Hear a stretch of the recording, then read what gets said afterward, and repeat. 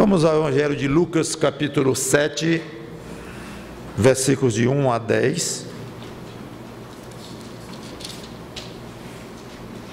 Lucas, capítulo 7, versos de 1 a 10. O título da pregação é: afinal, digno ou indigno? Diz assim a palavra de Deus. Tendo Jesus concluído todas as suas palavras dirigidas ao povo, entrou em Cafarnaum. E o servo de um centurião, a quem este muito estimava, estava doente, quase à morte. Tendo ouvido falar a respeito de Jesus, enviou-lhe alguns anciãos dos judeus, pedindo-lhe que viesse curar o seu servo. Estes, chegando-se a Jesus, com instância lhe suplicaram, dizendo: ele é digno de que lhe faças isto, porque é amigo do nosso povo, e ele mesmo nos edificou a sinagoga. Então Jesus foi com eles. E já perto da casa, o centurião enviou-lhe amigos para lhe dizer: Senhor, não te incomodes, porque não sou digno de que entres em minha casa. Por isso eu mesmo não me julguei digno de ter contigo. Porém, manda com uma palavra, e o meu rapaz será curado. Porque também eu sou homem sujeito à autoridade, e tenho soldados às minhas ordens. E digo a este: vai, e ele vai, e a outro: vem, e ele vem, e ao meu servo: faze isto, e ele o faz. Ouvidas estas palavras, admirou-se Jesus dele, e voltando-se para o povo que o acompanhava, disse: afirmo-vos que nem mesmo em Israel achei fé como esta. E voltando para casa, os que foram enviados encontraram curado o servo. Vamos orar a Deus. Santo Deus, te pedimos, ensina-nos com essa história muito bonita e dá-nos do teu entendimento para aprender as lições aqui contidas. Em nome do Senhor Jesus Cristo, exatamente o mesmo que fez este milagre. Nós te pedimos e agradecemos já de antemão pelos resultados. Amém. Essa história é muito rica, tem muitos ângulos que nós poderíamos observar, mas não vou fazê-lo. Geralmente essas mensagens pela manhã são mais curtas do que as da noite. Eu gosto de focalizar num ponto. O ponto é o motivo pelo qual o centurião não foi falar com Jesus. Esse é o ponto. Tem muitas coisas que nós poderíamos comentar, mas eu tenho que me segurar para não fazê-lo, que a vontade é falar tudo o que eu vejo aqui. Mas vamos nos concentrar nisto. Em vez de ir pessoalmente, o homem mandou anciãos judeus. Ele não era judeu, era um gentio. Um centurião era um militar romano, e que estava ali como força ocupada, ou força ocupante, melhor dizendo, uma força que ocupava Israel, os romanos.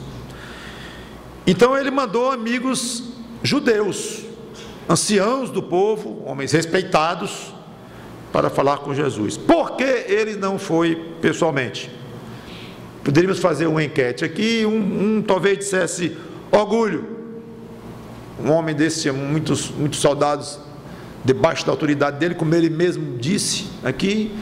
Um homem estava lá dominando a cidade, ou fazendo parte do império que dominava boa parte do mundo.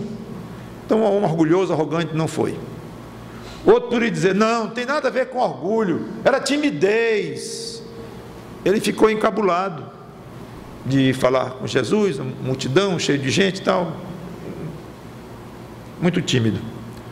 Não é por isso não, porque ele era sabido e inteligente. Os judeus amigos, os anciãos, teriam muito mais força do que ele. Além de judeus, eram autoridades religiosas dentre o povo, então teriam um poder de persuasão muito maior diante de Cristo do que ele próprio teria. Um homem político, inteligente.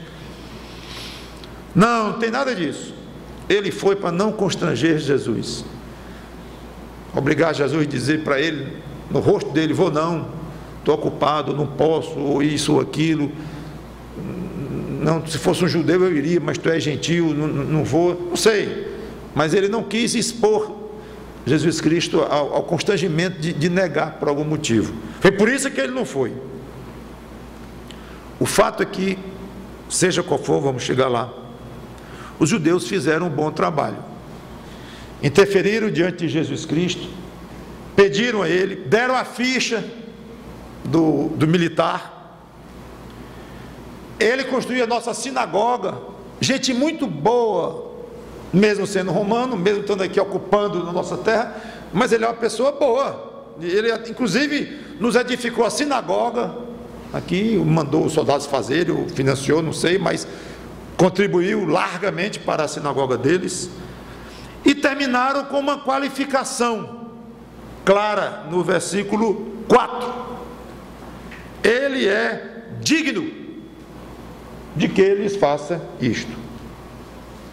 Bom, Jesus atendeu e seguiu para a casa do homem para curar o servo dele. Vamos lá. Perto de casa, o centurião manda novos amigos. Agora fala de amigos, não sei se eram gentios ou judeus, mas amigos, pedindo para Jesus não vir à casa.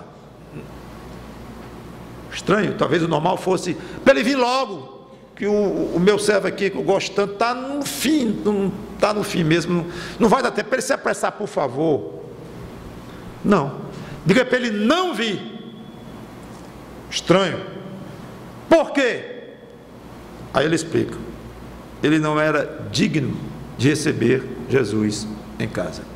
E mais, ele explica no versículo 7 por que ele não foi a primeira vez, quando ele mandou anciãos judeus, por que ele não foi falar com Jesus? Ele explicou. No versículo 6 ele disse: Senhor, não te incomodes, porque não sou digno de que entres na minha casa. Por isso, ele explicou mais ainda: eu mesmo não me julguei digno de ir ter contigo. Não fui. Então ele não era digno não só de que Jesus não entrasse na casa dele, mas de falar com Jesus, de fazer um pedido pessoalmente a Jesus. Descobrimos agora que todos aqueles motivos que vocês deram, estou brincando que não foi vocês que deram, mas que seriam motivos razoáveis que nós poderíamos imaginar por que ele não foi pessoalmente, orgulho, timidez e tudo mais, todos errados, todos errados. O verdadeiro motivo pelo qual o homem não foi falar com Jesus foi outro. Parênteses: nós temos mania de julgar os motivos das pessoas. Mania, é um costume terrível que vocês têm, que eu tenho, e certamente é muito mais do que nós pensamos. Pode examinar. E não é só de inimigos seus, pessoas que, se é que você os tem, pessoas que não gostam de você e tal, desafetos. Não, você julga sua mulher, seu marido, seu filho, seu pai, sua mãe, seus irmãos, seus amigos, você julga todo mundo, não tem escapatória. É uma mania, é um costume, é um vício, é um pecado que nós temos de julgar. E o pior é que nós não ficamos apenas com o julgamento aqui, que na maioria das vezes está errado. Mas se ao menos ficássemos com o pensamento guardado aqui dentro, trancado, mas a gente passa, porque está perto, comenta sobre alguém às vezes muito querido, mas comentamos, julgando. Não, eu sei porque ele não foi, não, eu sei porque ele fez isso, eu sei porque ele disse aquilo. Sabe? Sabe, seu tolo, você sabe coisa nenhuma. Está na cara que esse homem não veio porque ele é um arrogante, um militarzão, um chefão aí arrogante. Está na cara, eu sei que ele não veio, porque eu conheço, ele é um homem mesmo muito arrogantezinho. Ele não veio por isso, eu sei. Sabe coisa nenhuma, calha a boca. Não, porque ele é muito tímido, eu sei, eu tenho certeza, eu conheço de perto. Mesmo sendo um militar poderoso, mas ele é tímido. É por isso que ele não veio, calha a boca. Pergunte a ele. Pergunte a ele por que ele não foi. Se você julgar, você vai com muita probabilidade errar. E toda vez que você julga alguém, além de pecar, porque Deus proíbe você julgar o coração de alguém, o os motivos, não é a obra de alguém, não é o que alguém está fazendo e dando motivos para você julgar um comportamento, uma obra, é outro assunto. Mas um coração, uma motivação interna, a probabilidade de você errar é altíssima. Além de pecar, porque está proibido de fazer isso, Deus proíbe, você ainda vai errar, não vai acertar. Então paremos nós de julgar os corações dos outros e dizer, ele não fez por isso, ou ele não foi, ou ele não fez isso ou aquilo por isto. Voltando então, o impacto que nós sentimos daquela atitude do homem, sem falar na fé dele, que é o ponto mais importante aqui, que eu não vou nem falar, que é o tamanho da fé, da beleza da fé daquele homem, da força da fé, que Jesus disse, puxa, nem Israel, ou seja, nem entre os judeus, eu encontrei fé como esta, eu vou encontrar uma fé deste tamanho num gentil. Então esse é o ponto mais importante, básico, que eu não vou aprofundar. Eu quero falar do motivo pelo qual ele não foi falar com Jesus, nem quis que ele entrasse na casa dele próprio. Ele se sentia indigno. Esse foi o motivo. Então, 3 coisas nós vemos aqui. Primeira, a convicção de pecador que ele tinha. Para a pessoa sentir uma indignidade desta, ele tem que ter uma convicção muito forte, que pesa muito no coração. Eu não presto, eu sou pecador. Primeira coisa. Segunda, a humildade em reconhecer isto publicamente. Ele mandou dizer para Jesus isso. Todos os que estavam ao redor ouviram. Não sou digno. Ele não cochichou isso aos ouvidos de Jesus, não. Quem quiser que ouvisse. Terceiro, a convicção da pureza de Jesus. Porque tem 2 ângulos esse sentimento de indignidade. Quando ele olhava para si, ele se via um grande pecador. E quando ele olhava para Cristo, aquele a quem ele deveria fazer o pedido, ele via uma pureza absoluta, uma santidade total, que aumentava e deixava insuportável a sensação de indignidade. Eu não consigo falar com ele, é puro demais.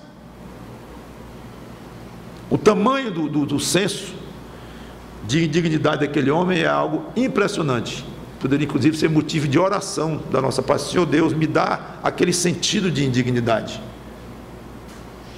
Agora, coisa interessante, não sei se vocês observaram, e aí está o motivo do título. Afinal, digno ou indigno?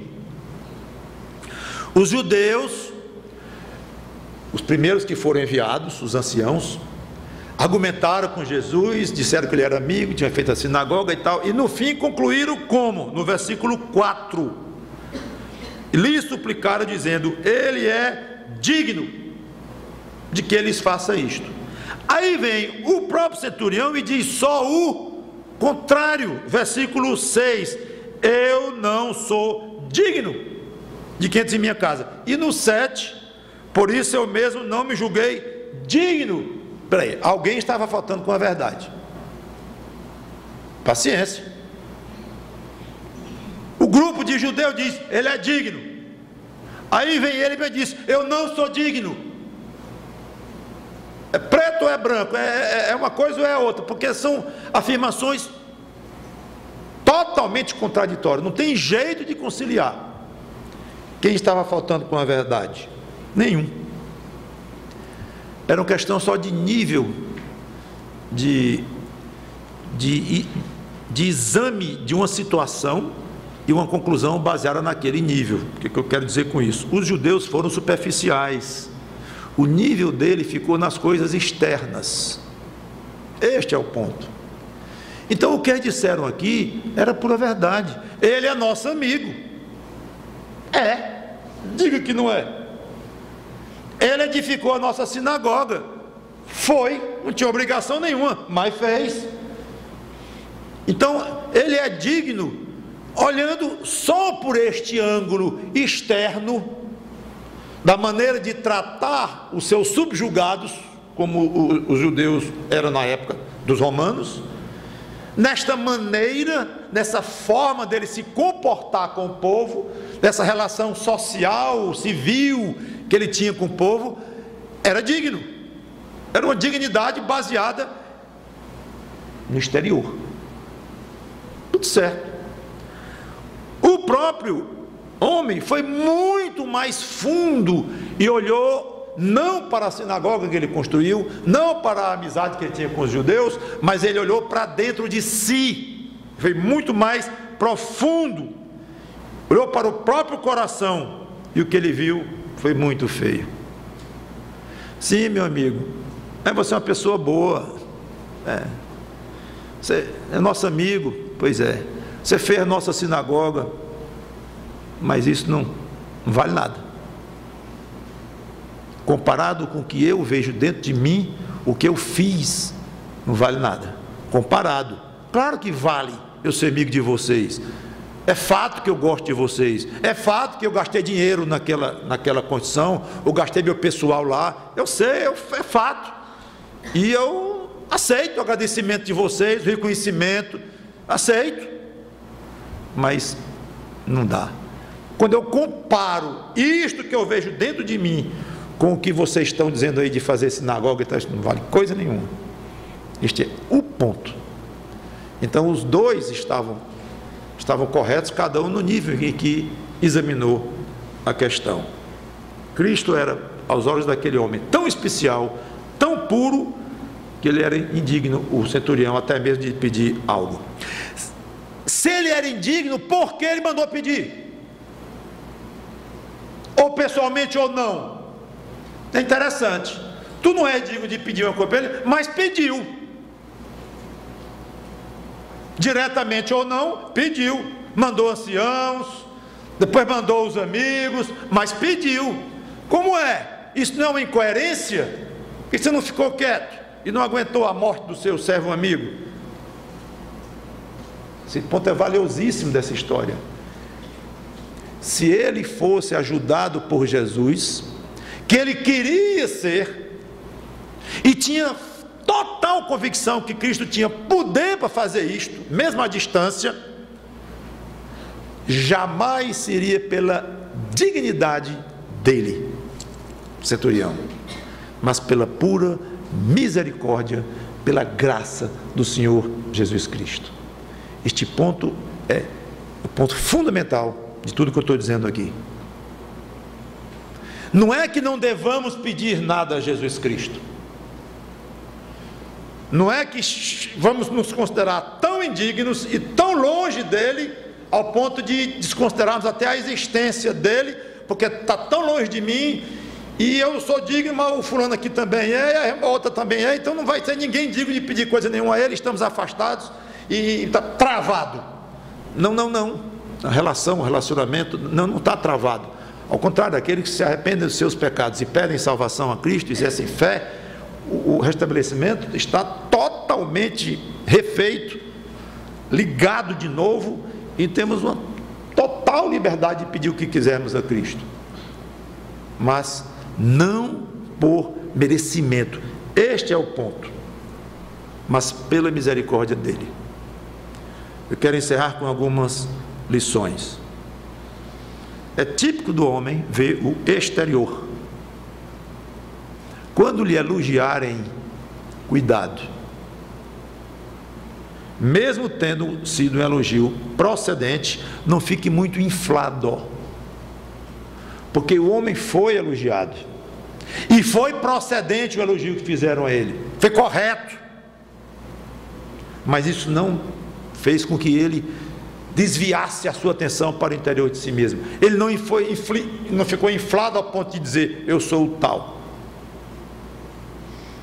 Então, provavelmente, quando lhe elogiam, muito da base desse elogio é com que eles veem você fazendo. Pode estar certo, correto, apropriada a avaliação, como fizeram com aquele homem, mas você sabe que não é tão bom ou tão boa quanto parece, quanto estão dizendo. Você sabe. Então, independente do que digam de você, de bom, de elogio, de verdadeiro, mas não, como se diz de uma maneira bem popular, não vá nesta onda, não caia nesta ilusão, porque você sabe que não é bom assim como pensam e como dizem. Você conhece o seu próprio coração. O seu merecimento por ser elogiado sempre é menor do que as pessoas pensam. Segundo ponto, quem anda perto do Senhor Jesus Cristo fatalmente vai ter a sensação de indignidade perante Ele. Passou um pouco esta época, mas houve uma mania, alguns anos, de alguns que se convertiam, falarem de Jesus com uma intimidade muito grande, e dizer: Jesus é meu chapa, e fazer um desenho da pessoa batendo assim na barriga dele, dando tapinha nas costas dele, e usando certas expressões de um tipo de intimidade tal que não refletem uma sensação de indignidade diante dele. E há um desequilíbrio aí. Há um desequilíbrio aí. Nós devemos ter intimidade com ele, sim. E somos amigos dele, sim. Temos autorização de dizer isso. Ele é nosso amigo, nós somos amigos dele, sim. Mas quando se diz assim: Jesus é meu chapa, a pessoa, na minha maneira de ver, ultrapassou o limite de uma amizade que reconhece ao mesmo tempo que reconhece a intimidade e a amizade com ele, mas ao mesmo tempo, repito, reconhece a indignidade dentro de si próprio, não reconhece a indignidade dentro de si próprio quando diz meu chapa. Porque alguém que tem noção do seu próprio pecado e de quanto ele foi misericordioso e condescendente para nos perdoar o pecado e nos permitir ir a Deus através dele, Cristo, quem tem essa sensação, quem sabe o que está aqui dentro e entende isto, nunca vai dizer, por mais intimidade que tenha. João deitava a cabeça no colo de Jesus Cristo, íntimo dele, mas quando o viu na glória lá em Apocalipse, Jesus caiu, João caiu aos pés de Jesus. Então, tem intimidade ou não tem? Tem, mas ao mesmo tempo tem temor, e temor está muito ligado com o reconhecimento de poder, de santidade, de dignidade. Vamos falar muito de dignidade hoje à noite em relação ao Senhor Jesus Cristo. Então, cuidado com este equilíbrio. No momento em que você achar Jesus Cristo amigo seu, há um ponto em que você pode fazer com ele, pensa que pode, como faz com o seu melhor amigo na terra, bater-se na barriga dele, está faltando alguma coisa. Está faltando esse senso de indignidade diante de Cristo e do reconhecimento da sua própria situação muito pecaminosa interna, que ainda continua. Você, sendo crente, está perdoado dos seus pecados, você está justificado diante de Deus pela fé, mas o seu interior ainda é ruim, porque você peca. Então você não pecaria mais, e quem disser que não peca é mentiroso, diz o apóstolo João. Então você peca. Se você peca, você é indigno diante de Deus, por um lado. Por outro lado, tornou-se digno em Cristo. A dignidade de Cristo foi jogada sobre você, é por isso que você foi justificado. Então você está autorizado a chegar diante do trono de Deus. O véu foi rasgado, que proibiu o acesso até o trono de Deus. Você via Cristo, você chega diante de Deus. Então, por um lado, você pode chegar, está autorizado, você está realmente perdoado e justificado. Por outro, na prática, no dia a dia, você ainda peca e ofende a Deus, e é indigno. Pessoalmente você é indigno de chegar diante de Deus. Sua dignidade é pela misericórdia do Senhor Jesus Cristo. Nunca por um valor inerente, bom, que tenha dentro de você. Você não tem coisa nenhuma de bom dentro de você, nem coisa nenhuma de boa dentro de você, nem eu. também, que nós temos, eu digo não tem, inerentemente, vindo de você próprio, nascido dentro de você, o que você tem de bom, que tem, de virtuoso, de correto, de justo, de agradável, de amoroso, o que você tem, vem do Pai das luzes, como diz as Escrituras. Então, se você não tem esse senso diante de Jesus Cristo, da sua dignidade, está desequilibrado o modo como você enxerga o Senhor Jesus Cristo. E quando você achar que é necessário, não hesite em dizer que é indigno diante de Cristo. Não hesite. Diga, deixe público. Eu disse, quando você achar que há necessidade, você não vai sair o dia todinho dizendo, eu sou indigno, botar uma placa nas costas, escrever na testa, eu sou indigno diante de Cristo, tá? Fica ridículo. Mas não hesite, no momento apropriado, como aquele homem encontrou o momento apropriado e disse, não sou digno não, nem de falar contigo, nem de vir na minha casa, não sou digno de coisa nenhuma diante de ti. Diga, porque ao dizer isso, você está, primeiro, sendo honesto com a sua própria situação, indigno. Segundo, você está exaltando Cristo. Não há coisa mais doce para o coração de um crente do que exaltar o Senhor Jesus Cristo. E último, já encerrando, já comentei apenas repetindo, nunca ache que você está recebendo de Cristo alguma coisa, porque você é digno de receber. Você não é. O centurião estava muito mais certo do que os judeus. Conforme eu falei, nenhum dos dois estava faltando com a verdade, enganando, ludibriando. Não. Mas os anciãos foram muito rasos nessa avaliação. O centurião estava correto, aí mais profundo, porque quando se trata de uma relação com o Senhor Jesus Cristo, tudo tem que ser profundo, tudo tem que ser sério, tudo tem que ser muito bem lastreado nos princípios das Escrituras. Eu entendo quando alguém que vinha das drogas ou coisa assim, dizia Jesus na veia, eu já vi esse tipo, usando aí a comparação, em vez de ter droga nas veias, agora eu vou ter a Jesus. Eu entendo o que um ex-drogado que se converteu a Cristo, do jeitão dele, no palavreado dele, quis dizer, eu entendo perfeitamente, mas eu acho que cabe a quem conhece mais as Escrituras, a quem é mais maduro, dizer, meu amigo, venha cá, graças a Deus, porque você foi salvo por Jesus Cristo, graças a Deus, porque você não bota mais droga na sua veia, mas não fale assim, Jesus na veia, porque é como fosse se drogar em Jesus. A ideia de drogar não é boa, e Jesus é muito digno para você ficar fazendo essas comparações. Eu já vi desenho quando tinha beba Coca-Cola, era beba Jesus Cristo, o mesmo tipo de letra Coca-Cola era Jesus Cristo. Então é uma coisa comercial, pequena, feia, infeliz isso. Coitado, os que fazem isso eu até compreendo a pequenez do conhecimento deles, mas cabe aos pastores, e o que me fazia mais triste é quando eu conversava com pastores que incentivavam esse tipo de coisa, que achavam bonito isto, que achavam espetacular.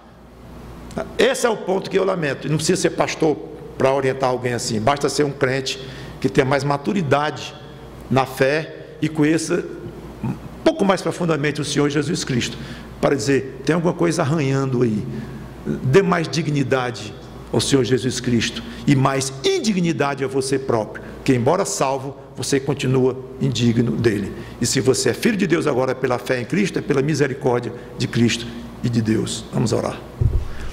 Obrigado, Senhor Deus, pela tua palavra, que o teu Espírito Santo tenha nos ajudado a transmitir no meu caso e a ouvir e aprender no caso dos irmãos, e que Cristo seja sempre muito, muito, muito exaltado dentro do nosso coração, compreendendo nós o tamanho da nossa indignidade, o tamanho da pureza dele, o tamanho da misericórdia dele, e nos tornar dignos através dele, pela fé nele, diante de ti. É em nome dele que te agradecemos e pedimos pelas tuas bênçãos. Amém.